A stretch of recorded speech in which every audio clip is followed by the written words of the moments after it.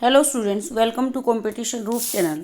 Students, आज मैं आप लोगों के लिए लेकर आई हूँ एलडी हिंदी का कॉमन पेपर, जो कि फर्स्ट पेपर था। तो आइए देखते हैं कि कैसा पूछा गया था। आप लोगों की काफ़ी डिमांड थी इस क्वेश्चन को लेकर, तो देख लेते हैं जीके कैसा पूछा गया है, रीजनिंग कैसा पूछा गया है और साइकोलॉजी कैसा पूछा गया है। क्योंकि आप लोगों के भी 16 फरवरी से एग्ज़ाम है, तो आप लोगों को एक अंदाज़ा लग जाएगा कि केवी किस प्रकार के प्रश्न पूछ रहा है। और यदि आपको यह पीडीएफ चाहिए तो आप हमारा टेलीग्राम लिंक को ज्वाइन कर लीजिए, वहाँ आपको ये पीडीएफ मिल जाएगी। तो आइए शुरू कर लेते हैं।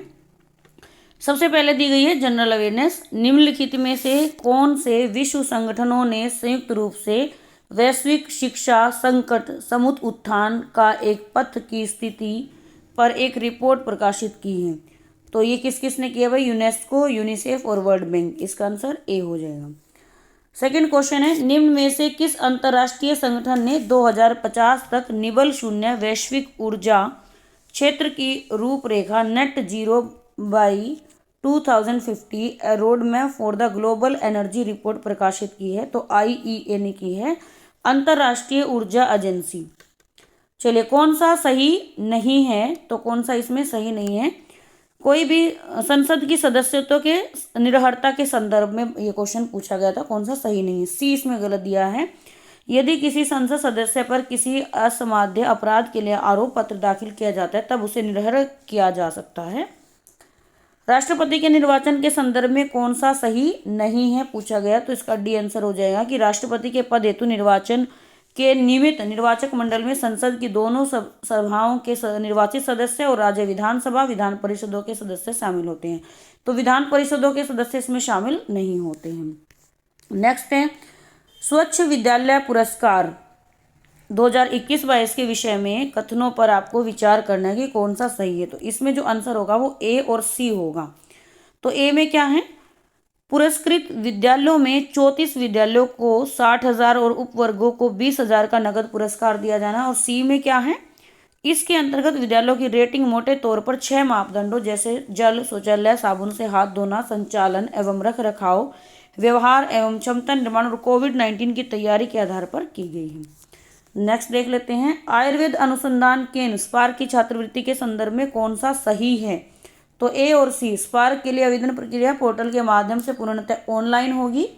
और सी में क्या है? स्पार्क का उद्देश्य भारत में आयुर्वेदिक महाविद्यालयों में अध्ययनरत तरुण पूर्व स्नातक विद्यार्थियों के अनुसंधान के विचारों को समर्थन देना है। नेक्स्ट है, भारत के अंतर्राष्ट्रीय फिल्म महोत्सव 2022 में सत्यजीत रे लाइफ टाइम अचीवमेंट पुरस्कार किसे दिया गया है? तो कार्लोस सोरा को दिया गया। डी आंसर हो जाएगा। नेक्स्ट देख लेते हैं विद्यार्थियों की, एक तरफ खेल दिए गए हैं और एक तरफ उनके खिलाड़ी दिए गए हैं, तो इसको देख लीजिएगा। इसमें एक ही ऑप्शन से बन जा रहा था। अमित जो है इसमें मुक्केबाज जी हैं, यानी बी का जो है 4 और बी का 4 एक ही ऑप्शन में दिया गया था, सही हो जाएगा। 9 नंबर क्वेश्चन में आपसे पूछा गया था कौन सा सुमेलित नहीं है? तो बाकी सभी सुमेलित है रेमन मैग्सेसे पुरस्कार में, जो ये डी है वही इसमें गलत दिया गया था।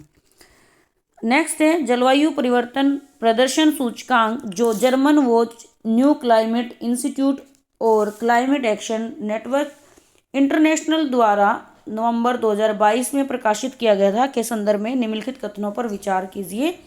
तो इसका है ए, बी और डी। ए क्या है? डेनमार्क, स्वीडन, चिली और मोरक्को 4 देशों को भारत से ऊपर चौथे, पांचवें, छठे और सातवें स्थान पर रखा गया है। डी क्या है?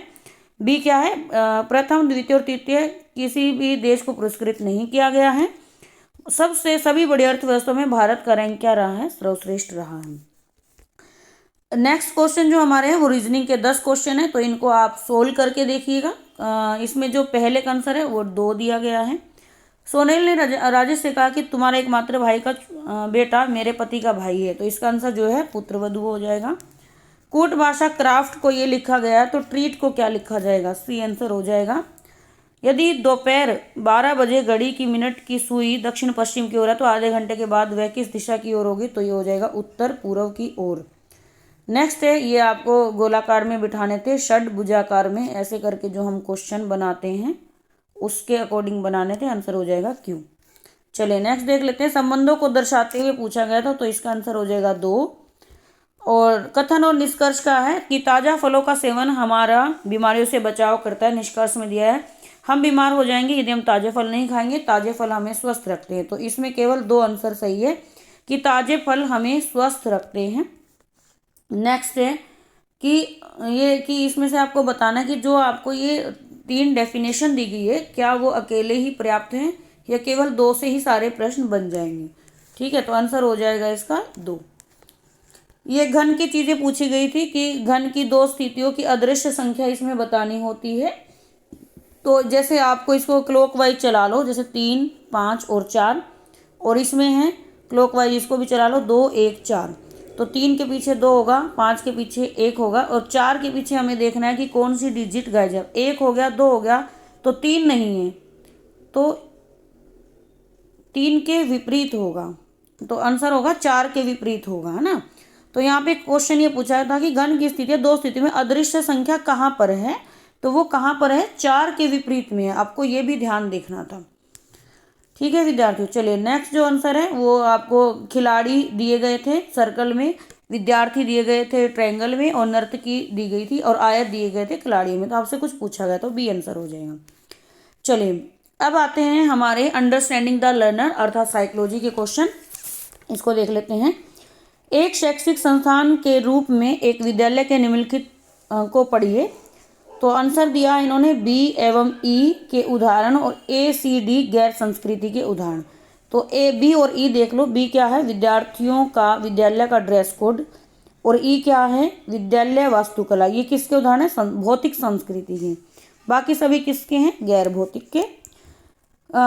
एक बच्चे के माता पिता को हम होम स्कूलिंग की प्राथमिकता नहीं देनी चाहिए। कारण क्या है, बच्चा हॉकी का अच्छा खिलाड़ी है और विद्यालय की हॉकी टीम नहीं है, तब उसको होम स्कूलिंग की प्राथमिकता नहीं दी जा सकती। सामान्यतः किशोर अपना समय किसमें बिताते हैं, सोचने में अधिक बिताते हैं। किशोरों में स्वर परिवर्तन से जुड़ी संरचना क्या है, एडम्स एप्पल है। एक आदर्श पाठ्यचर्या को विद्यार्थियों को उचित समय पर उपयुक्त अनुभव प्रदान करने में वरीयता देनी चाहिए जो उनके संज्ञानात्मक विकास के अनुसार हो। नेक्स्ट है, कोलबर्ग के नैतिक विकास के सिद्धांत के संदर्भ में एक बालक स्वीकृत नैतिक सिद्धांतों के स्तर पर है। बालक ने उत्तर पारंपरिक नैतिक तर्क विकसित कर लिया है। नेक्स्ट है, प्रोक्सीमोडिस्टल का सिद्धांत कहता है कि विकास शरीर के केंद्रीय अंगों से बाहर की ओर होता है। किशोरों में भौतिक विकास संज्ञानात्मक विकास से अधिक दृश्यमान होता है। एक बालक के माता पिता ये जांचना चाहते हैं कि उनका बालक क्या सीख रहा है, क्योंकि बालक पढ़ाई में असाधारण रूप से होशियार है। माता पिता को बालक के होम स्कूलिंग को अपनाना चाहिए। विद्यालय के विद्यार्थियों हेतु शिक्षण अधिगम के संदर्भ में चिंतन विकास के निम्नलिखित में से कौन सा पैटर्न को हमें बताना है। तो 2 और 4 इसका आंसर होगा। 2 है चिंतनशील चिंतन से आलोचनात्मक, और 4 क्या है, अवधारणात्मक चिंतन से वैचारिक परिवर्तन। ये इसका आंसर हो जाएगा 3। नेक्स्ट बढ़ते हैं, शिक्षा के उद्देश्य किस में उपयोगी नहीं होते, बालक का विकास समझने में उपयोगी नहीं होते। निम्न में से क्या अधिगम मूल्यांकन की विशेषता नहीं है, तो यह गैर वर्णनात्मक प्रकृति का, ये इसकी जो है विशेषता नहीं है। खोज विधि की विशेषता नहीं है, छात्रों को जीवन के लिए तैयार करने हेतु अल्प प्रशिक्षण देना, ये इसकी विशेषता नहीं है। किस उपागम में स्वयं के अनुभव से अर्थ निकालना सर्वाधिक महत्वपूर्ण है, संरचनावादी उपागम से। अधिगमकर्ता आधारित उपागम की मुख्य खामी क्या है, यह है छात्र के प्रदर्शन को यथोचित पहचान या स्वीकृत नहीं दी जाती है। अंक देने की अपेक्षा ग्रेडिंग को प्राथमिकता दी जाती है, क्योंकि इसमें शिक्षा की गुणवत्ता में क्या होगा, सुधार होगा। एक लोकतांत्रिक कक्षा में अध्यापक की भूमिका क्या है कि वह छात्रों को बढ़ते हुए महत्वपूर्ण विकल्पों में से बुद्धिमत्तापूर्वक विकल्प चुनने हेतु अधिक योग्य बनाने में क्या करता है, सहायता करता है। प्रभावी अधिगम को अच्छी प्रकार से सुनिश्चित किया जा सकता है यदि वह छात्रों को उनके अधिगम की सटीकता के बारे में तत्काल फीडबैक दिया जाए। विद्यालय में आकस्मिक समस्याओं का समाधान ढूंढने से संबंधित अध्यापक द्वारा क्या किया जाना चाहिए, तो क्या किया जाना चाहिए, कार्यपरक शोधपरक किया जाना चाहिए। बहुस्तरीय स्थिति से निपटने की रणनीति का एक भाग नहीं होगा। सी, छात्रों की पसंद की परवाह किए बिना विषम रूप समूह निर्माण करना इनका नहीं होगा। नेक्स्ट है हमारे क्रिएटिव कंडक्टिव लर्निंग इन्वायरमेंटल से संबंधित।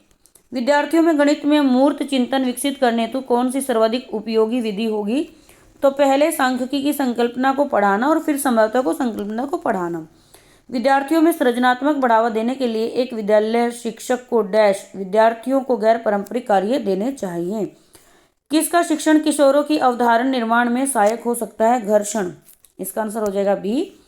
कौन मार्गदर्शन की एक गैर मानकीकृत तकनीक नहीं है? रुचि इन्वेंट्री जो है गैर मानकीकृत तकनीक नहीं है। दिव्यांग जन अधिकार अधिनियम पारित हुआ था वर्ष 2016 में, बी आंसर हो जाएगा। दिव्यांग व्यक्तियों के अधिकारों पर संयुक्त राष्ट्र सम्मेलन हुआ था 2006 में, ये सम्मेलन हुआ था। चूंकि अध्यापक विकास कार्यक्रम उनके निर्माण क्षमता के लिए आवश्यक है, अतः यह होने चाहिए प्रबंधन सरकार द्वारा पूर्णतः वित्त पोषित। पड़ोसी विद्यालयों से जुड़ाव का किसके लिए बेहतर उपयोग किया जा सकता है? शिक्षा की गुणवत्ता में सुधार करने में।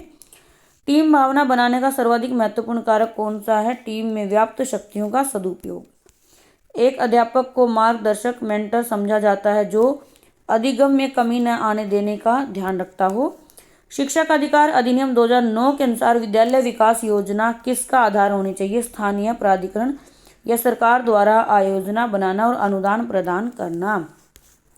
एक अच्छे पहलकर्ता के लिए क्या करना आवश्यक नहीं है? निष्कर्ष में नई जानकारी देना आवश्यक नहीं है।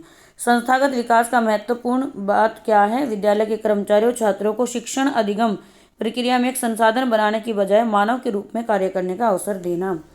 तुलनात्मक रूप से किसके लिए दक्षता आधारित अधिगम की आवश्यकता है? विशेष बालकों के लिए। विद्यालय द्वारा शिक्षा के किस उद्देश्य को श्रेष्ठतम रूप में प्राप्त किया जा सकता है? बच्चे का संज्ञानात्मक विकास। प्रथम राष्ट्रीय शिक्षा नीति 1968 में आई थी। आप समर्थ स्थितियां उत्पन्न कीजिए, अधिगम स्वतः फलित होगा। ये किस दस्तावेज का अंग है? NCF 2005 का है ये। नेक्स्ट है, कौन सी एक ग्रेडिंग प्रणाली की विशेषता नहीं है? यह अधिगम वातावरण में गुणवत्ता में कमी लाती है, गलत है। दक्षता आधारित शिक्षा का मुख्य उद्देश्य है निपुणता युक्त अधिगम। राष्ट्रीय शिक्षा नीति 2020 ने किस आयु वर्ग के बच्चों को आधार वर्षों के अंतर्गत रखा है? 3 से 8 वर्ष तक। तो विद्यार्थियों, ये था हमारा फर्स्ट पेपर, और हिंदी का पेपर मैं आप लोगों को उपलब्ध करवा चुकी हूँ, वो वीडियो आप देख सकते हैं। यदि वीडियो अच्छी लगी है तो वीडियो को ज़्यादा से ज़्यादा शेयर कर दें। आप अपनी तैयारी को बेहतर करो। आपके 15 दिन तैयारी के रह गए हैं। बेहतर तरीके से चीज़ों को रिवाइज करो, बार बार पढ़ो। और आपको यदि PDF चाहिए, आप हिंदी साहित्य से जुड़े हैं, तो हमारे टेलीग्राम को ज्वाइन करना ना भूलें। वीडियो को दोस्तों के साथ शेयर कर दीजिए। मिलते हैं विद्यार्थियों अगली वीडियो में कुछ अच्छे के साथ, कुछ नए के साथ। तब तक के लिए जय हिंद, वंदे मातरम।